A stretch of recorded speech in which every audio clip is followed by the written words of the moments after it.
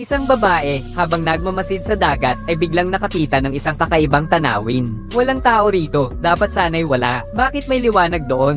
Dali-dali niyang inilipat ang kanyang searchlight para masuri ito. At sa isang iglap, halos mapangiwi siya sa takot. Isang sirang barkong multo pala yon. Mabilis na papalapit ito sa kanya sa bilis na 30 metro kada segundo. Mapanganib ang sitwasyon. Agad niyang ipinaalam sa kapitan ng barko na i-turn ang time and pakanan. At muntik nilang maiwasan ang banggaan. Ngunit hindi nila alam na ang tunay na panganib ay ngayon palang magsisimula dahil ang barkong ito ay hindi basta-basta. Makikita mong sira at matanda na ang katawan ng barko at puno ito ng mga lambat pang isda. Parang tinapalan pa ito ng dugo. Lahat sila ay nabigla at agad na tinanong ang mayamang karanasan na kapitan ng barko kung ano ang nangyari. Ngunit ang kapitan ng barko ay alam lamang na ito ay isang sinaunang bangkang 3 sukli na wala nang gumagamit ngayon.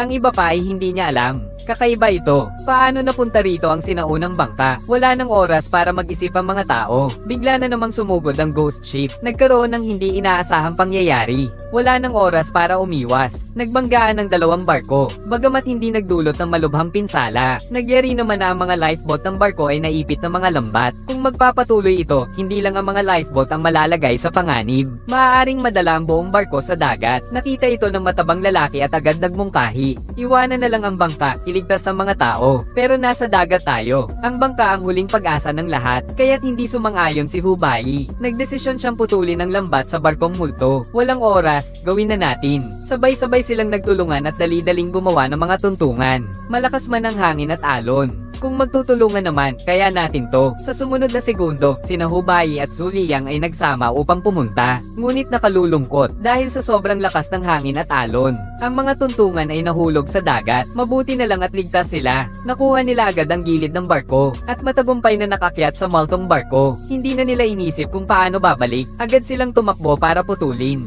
ang lubid na nakakabit sa bangkang pang-rescue. Ngunit sa sandaling malaglag ang lambat, isang malalakas na alon ang nagdulot sa kanilang mawala ng balanse, at malakas silang nahulog sa deck. Binasag ang bakal na pinto ng barkong multo. Nang tumayo, nakita niyang puno ng dugo ang kanyang kamay. Nasugatan ka. Pero nang makapaghintay si Hubei, napagtanto niyang hindi dugo niya ang nasa kamay niya, at sa puntong ito, dumadaloy ang maraming itim na dugo mula sa loob ng kubyerta. Kaagad niyang inisip na baka ito ay isang sinaunang barkong pang-epidemya. Ibig sabihin, ang nakatambak sa loob ay mga bangkay na namatay dahil sa salot. Hindi ito maganda. Kung makuha tayo ng salot, tapos na tayo. Hindi nagdalawang isip ang dalawa at nagmadaling umalis. Inutusan niya agad ang matabang tao na maghagis ng lubid. Pagkatapos ay itinali ito sa isang poste, na naging isang simpleng lubid na tulay. Pagkatapos, mabilis na tumalon si Shirley Yang, at matagumpay na nakabalik sa barko gamit ang tulay na lubid. Ngayon, si Hubei na lang ang natira. Agad nilang ipinadala ang life ring. Ngunit hindi pabor sa kanila ang panahon. Ang lubid na nagdudugtong sa 2 barko ay naputol ng alon. Lauho. Tapos na, hindi na siya makakabalik. Mas lalala pa. Ang panahon ay nagsimulang lumala. Ang alon sa dagat ay lumakas. Dahil dito, ang barko na sinasakyan ni Hubei ay nagsimulang lumubog. Kitang-kita na malapit nang hindi makabalik si Hubei. Sa kritikal na sandali, mabilis na naghagis ng olibo si Zhu Liang. Pagkatapos, tinali niya ang kabilang dulo ng lubid sa poste. At nahirapan si Hubei na makabalik sa barko sa huling sandali. Ngunit hindi pa rin natatapos ang krisis. Muling lumitaw ang multo ng barko. At mabilis na papalapit kina Hubei. Dali-daling inilayo ni Ruanhei ang bangkang si Willow. Ngunit mas mabilis ang multo ng barko. Mahabol din sila maya-maya. Kaya naman, pinapanta ni Hubei ang isang tao para gisingin si Mingshu, para malaman kung may paraan para malutas ito. Si Uncle Ming ay lasing na at hindi na makaalis sa sarili. Nakita ito ng 2 tauhan at pinahid ang langis ng eucalyptus sa mukha ni Uncle Ming. Dito lang nila siya naibalik sa malay. Anong nangyari, Uncle Ming? May isang barko na mga humahabol sa amin. Tingnan mo doon.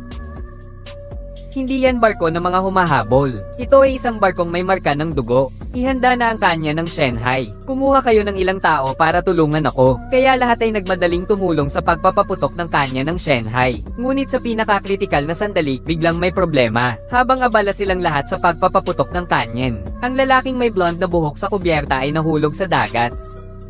Agad na binigyan ni Hubei ang lalaking may blonde na buhok ng isang plastic na timba. Pagkatapos ay inutusan niya si Ruanhei na bumalik at iligtas ang mga tao. Ngunit hindi pinansin ni Ruanhei ang utos ni Hubei. Patuloy niyang pinatakbo ang bangka. Samantala, sa likuran ni Huang Mao, ay may isang higanteng alon na 12 ng metro ang taas ang sumasalpok. Diretso siyang itinapon sa dagat. Anumang oras ay maaaring nasa panganib ang kanyang buhay. Nais niyang iligtas ang mga tao. Hinablat ni Hubei ang manibela mula kay Ruanhei at pinaikot ang barko. Tapos tumalon sa dagat para iligtas ang tao. Nakita ni Sherry Yang si Hubei gamit ang teleskopyo, at natuwa siya ng bigla. Napakadelikado ng magtangka ng pagliligtas sa dagat na walang gamit, lalo na't papalapit na ang multong barko sa kanila, kaya agad na binigyan ng bala si Mingshu at ang iba. Samantala, nang makalapit na si Hubei kay Huang Mao, doon niya napagtanto na hindi pala marunong lumangoy si Huang Mao. Agad siyang hinayla pababa ni Huang Mao na ang tanging iniisip na lang ay ang mabuhay. Isinubsob sa tubig. Nang sa wakas ay makalutang siya, mahigpit na siyang niyakap nito. Dahil dito, mabilis na sinuntok ni Hubei si Huang Mao hanggang sa mawalan ito ng malay. Pagkatapos ay iniligtas niya ito mula sa likuran. Ngunit habang hinihila na niya si Huang Mao pabalik sa bangka, dumating na ang barkong multo sa kanilang likuran. At malapit nang sumalpok, sa huling sandali, tumama ng matagumpay ang kanya ng Shanghai. At sa sandaling nawasak ang barkong multo, isang nilalang nakahawig ng pawikan ang nakatakas mula rito. At ito'y nakita ni Hubei na nagtatago sa ilalim ng tubig. At pagbalik niya sa barko, Mang Vo, ayos ka lang ba?